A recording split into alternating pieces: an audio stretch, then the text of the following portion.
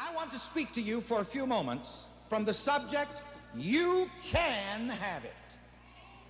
And you're going to find out that my sermons are not like the usual sermons. I don't just stand up here and preach nice little sermons. I'm going to involve you in this sermon. I'm going to have you help me preach this sermon. So the first thing that I'm going to do to involve you in this sermon is to have you convert my subject to the first person and have you say with me, I can have it. And I want you to point to yourself as you say this. Together, everybody. I can have it. Now, I want all of you to stand. And I'm going to have you say that in a very sassy way. I told you this is a working sermon. This is a sermon which involves you. It's not just nice platitudes that I give you. You know, that good book, the Bible, declares that by your words you shall be justified, and by your words you shall be condemned. What does that mean? By your words you shall be rewarded, and by your words you shall be punished. It's important what you say in your heart. So I want you to speak some very strong words at this moment. Put your hand on your hip, if you will, and begin, as we say this, let your backbone slip. And these are the words that I want you to say with me in a moment. No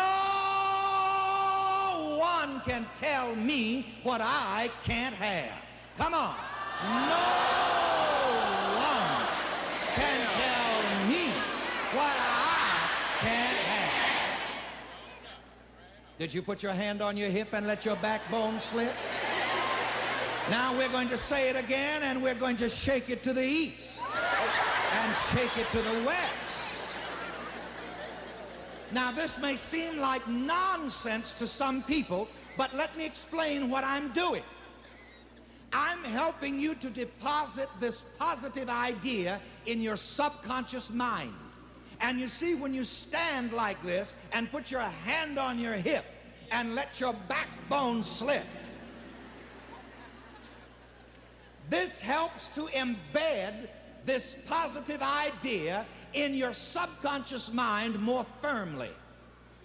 Because here again the Bible says, as a man thinks, so is he.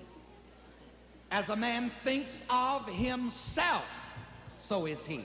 You see, this is another secret. It does not matter what other people think about you. It only matters what you think about yourself. There are two wonderful texts that I want to mention very briefly from this good old book called the Bible. I'm in the Bible Belt today, down here in Macon, Georgia, and the folks down here really believe in this old book, and I love it. The first text is from Mark, the 10th chapter and the 27th verse, and I want you to shout it back at me as I read it. Jesus said unto him, if you can believe, all things are possible to him who believes. The next text is from St. Mark, the 9th chapter, the 23rd verse, and I want you to shout that back at me as I shall read it to you.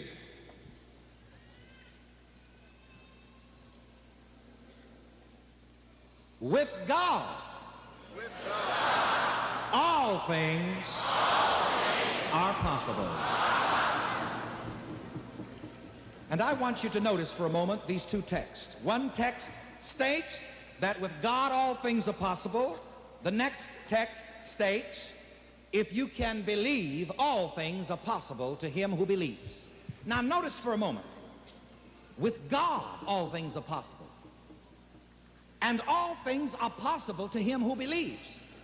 Therefore, the person who believes is God in action. You see, some of you thought that God was in the sky. Oh no. The person who believes in himself is God in action. And I want to give you a personal affirmation concerning this. Will you point to yourself and say with me, when I believe, I am God in action. Together, when I believe, I am God in action. I'm going to add something to it. When I believe in myself, I am God in action. Point to yourself and say this. Come on. When I believe, I am God in action. Let's do another take and take it through. When I believe in myself, I am God in action. Come on, together. When I believe in myself, I am God in action. Now, aren't you glad you know who God is? Some of you never knew that. Isn't it wonderful to know that? Here again, this is what the mastermind Jesus meant when he said, you shall know the truth, and the truth shall make you free. When you know that God is no longer in the sky, but that God is the mind, the power that is within you, it sets you free from trying to get a God in the sky to do something for you. When I believe in myself, I am God in action. Shout that again with me once more.